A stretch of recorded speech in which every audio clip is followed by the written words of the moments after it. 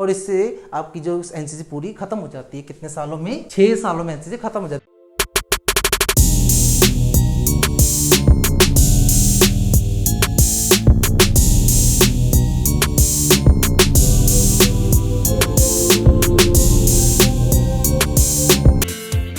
नमस्कार, आप सब लोगों का आपका फिर से स्वागत है। आज की वीडियो में मैं इस टॉपिक कवर करूंगा कि अगर आपने एनसीसी 6 साल में करनी है, आपने एनसीसी 6 साल में करनी है तो आप कैसे करोगे, कौन सी क्लास में करना चाहिए जिससे आप 6 साल में एनसीसी कर लोगे। आज की वीडियो में इस बारे में होगा। इससे पहले मैंने एनसीसी 8 साल में कैसे होता है इसके बारे में वीडियो बनाई थी, वो पहला पार्ट था और ये सेकंड पार्ट है। ये सेकंड पार्ट है। तो पहला वीडियो अगर आपने नहीं देखा तो आप देख लेना, मैं आई बटन में दे दूंगा, नहीं तो मेरी प्लेलिस्ट में एनसीसी की प्लेलिस्ट में ही होगा, ये ऊपर आई बटन में मिल जाएगा, वो आप देख लेना। ये सेकंड पार्ट है। तो देखिए, चलो सेकंड पार्ट देखते हैं। अगर हम एनसीसी 6 साल में करना है तो कैसे करते हैं। सबसे पहले क्या है कि अगर आपने एनसीसी करनी है तो उसके पहले आपको सबसे पहले 8th क्लास में आपको एडमिशन लेनी पड़ेगी एनसीसी में। और 8th क्लास में भर्ती देनी, एडमिशन का मतलब ये होता है कि भर्ती देनी पड़ेगी। अगर भर्ती कर लेते हो, जैसे कि आप फिजिकली जो वो भर्ती में जो भी कराते हो, अगर भर्ती हो जाते हो तो उसके बाद क्या होता है कि आप 8th क्लास में भर्ती में कर लेते हैं एनसीसी में। 8th क्लास में किस में होता है? ए सर्टिफिकेट के लिए भर्ती होता है। 8th क्लास में आपको ट्रेनिंग कराएंगे एनसीसी की, उसी क्लास में। उसके आप कोई कैंप नहीं लाने देंगे, आपको सिर्फ ट्रेनिंग स्कूल में ही कराएंगे। उसके बाद जब आप 9th क्लास में आओगे, 9th क्लास में क्या होगा कि ए सर्टिफिकेट का आपको एक कैंप अटेंड करना पड़ेगा।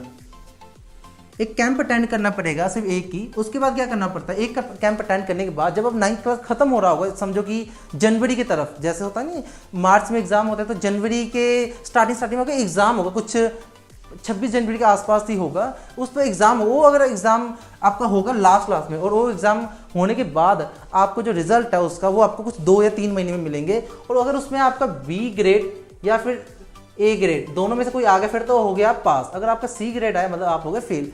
अगर आप पास हो जाते हो मतलब ठीक है, फिर आपकी ए सर्टिफिकेट आपको मिल जाता है, ए सर्टिफिकेट आपको मिल जाता है। अगर आप हुए फेल तो आपको दोबारा एग्जाम देने पड़ेगा अगले साल, तो आपका वेस्ट हो जाता है, ठीक है ना ये सब। तो उसके बाद क्या था, कोई ए सर्टिफिकेट मिल गया। अगर आप इसके बाद क्या होता है कि अपने 10th क्लास के एग्जाम के लिए आपने तैयारी करनी, क्योंकि अगली 10th क्लास बोर्ड की होती है, ठीक है। उसके लिए आपको एग्जाम की तैयारी करनी, तो आप क्या होता है 1 साल गैप करते हो। उसके बाद जब आप 11th में होते हो, तब आपको क्या करना पड़ता है कि 11th में आपको एनसीसी भर्ती देनी पड़ती, दोबारा फिर भर्ती।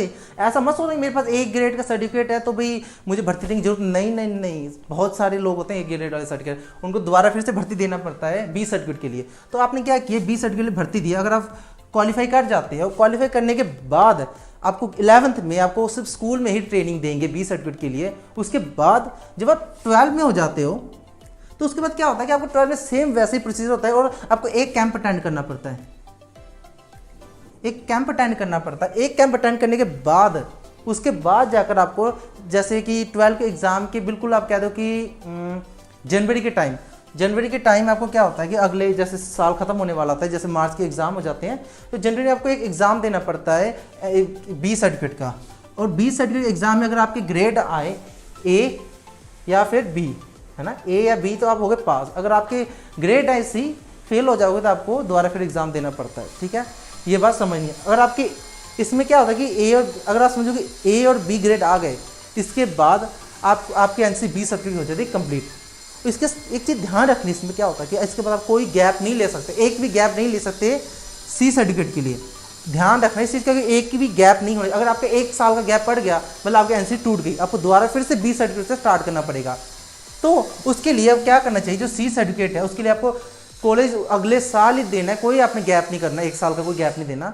उस कॉलेज में एडमिशन लेना है जहाँ पर एनसीसी हो, वहाँ पर आपको बोलना ही पड़ेगा कि भाई मेरा बी सर्टिफिकेट हो चुका है और मुझे सीधा सी सर्टिफिकेट चाहिए। इससे क्या होगा, जो स्कूल का उस कॉलेज का जो एएनओ होगा वो आपको भर्ती तो इतना नहीं करेगा, नॉर्मली चेक करेगा, पर फटाफट रखने की कोशिश करेगी, क्योंकि उसके पास सी सर्टिफिकेट है, ठीक है, उसकी वैकेंसी अलग होती है।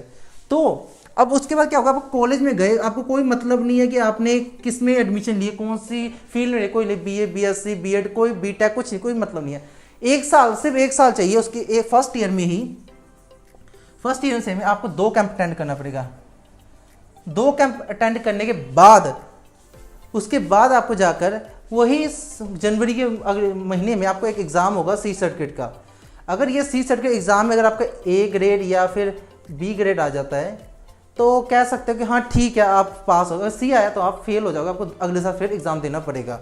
ठीक है, जब ए बी ग्रेड आ गया मतलब आपकी एनसीसी हो गई कंप्लीट, और इससे आपकी जो एनसीसी पूरी खत्म हो जाती है कितने सालों में, 6 सालों में एनसीसी खत्म हो जाती है। इसमें एक ही प्रॉब्लम है क्या है कि भाई 12 के एग्जाम बोर्ड होते हैं, बोर्ड के एग्जाम इसमें आपको कैंप अटेंड करना पड़ता है, थोड़ा एनसीसी में ध्यान देना पड़ता है, एग्जाम की तैयारी करनी पड़ती है। क्योंकि कई बार क्या होता है कि +2 में लोग बच्चे क्या करते हैं कि आगे कोई बढ़िया फील्ड उठाई होती है उन्होंने, और आगे कोई एग्जाम की तैयारी करनी होती है जो एंट्रेंस टेस्ट होते हैं, उसके लिए बच्चों को थोड़ी प्रॉब्लम आ सकती है। पर फिर भी जिन्होंने आर्ट्स वगैरह लेकर किया होता है भाई उनके लिए तो बिल्कुल सही होता है, उनको कोई मतलब नहीं होता इसी से। तो ठीक है, इसमें यही है। अगर एक बार फिर से रिवाइज कर देता हूँ, 8 क्लास में ए ग्रेड के लिए भर्ती हुई, उसमें 8 क्लास में ट्रेनिंग होगी, अगले साल एक कैंप होगा 9th क्लास में, कैंप के बाद एक एग्ज़ाम होगा ए सर्टिफिकेट का एग्ज़ाम होगा, उसमें ए या बी ग्रेड आ गया था हो गए पास, सी होता फेल, नहीं तो एक एग्ज़ाम और देना पड़ेगा। फिर 10th क्लास आपकी होगी फ्री, इसमें आपको कुछ नहीं करना पड़ेगा 10th क्लास में। उसके बाद जो 11th क्लास है इसमें आपको 20 सर्टिफिकेट के लिए भर्ती देनी पड़ेगा, 1 साल भर्ती किया और स्कूल में ही आपने ट्रेनिंग की। इसके बाद 12th क्लास में कैंप अटेंड किया एक, उसके बाद क्या होगा 12th क्लास में ही एक एग्जाम दिया बी का और उसमें ए बी ग्रेड आ गया, पास हो गए। इसके बाद सीधा से बिना कोई गैप मारे आपको कॉलेज में फर्स्ट ईयर में एनसीसी देना पड़ेगा, और कॉलेज के पहले साल ही आपको 2 कैंप अटेंड करना पड़ेगा। 2 कैंप अटेंड करने के बाद ही आप एलिजिबल हो गए सी सर्टिफिकेट का एग्जाम देने के लिए। एग्जाम देने के बाद अगर ए और बी ग्रेड आएगा आप हो जाएगा पास, और इससे क्या हो जाएगा आपका जो एनसीसी 6 सालों में कंप्लीट हो जाएगी। तो चलिए इस वीडियो में बस इतना ही। अगर आप इसमें कुछ भी चीज़ नहीं समझे मुझे कमेंट कीजिए और मैं इसके बारे में अलग वीडियो बनाऊंगा अगर कोई भी चीज़ आपको समझ नहीं आई तो। इस वीडियो में था 6 साल के लिए। इसके आने वाली अगली जो पार्ट है, 3rd पार्ट होगा, उसमें मैं ये बताऊंगी एनसीसी आप 3 सालों में कैसे कर सकते हो। ठीक है, इसके बारे में बताऊंगी एनसीसी आप 3 सालों में कैसे कर सकते हो। तो आप देखना जरूर कि 3 सालों में एनसीसी क्यों कैसे करते हो, मुझे भी ये सही लगता है, आप चेक जरूर करना। तो चलिए आज की वीडियो इतना ही। अगर कोई भी नहीं समझा मुझे जरूर पूछना। तब तक के लिए खुश रहें, स्वस्थ रहें और व्यस्त रहें। मिलते हैं अगली वीडियो में।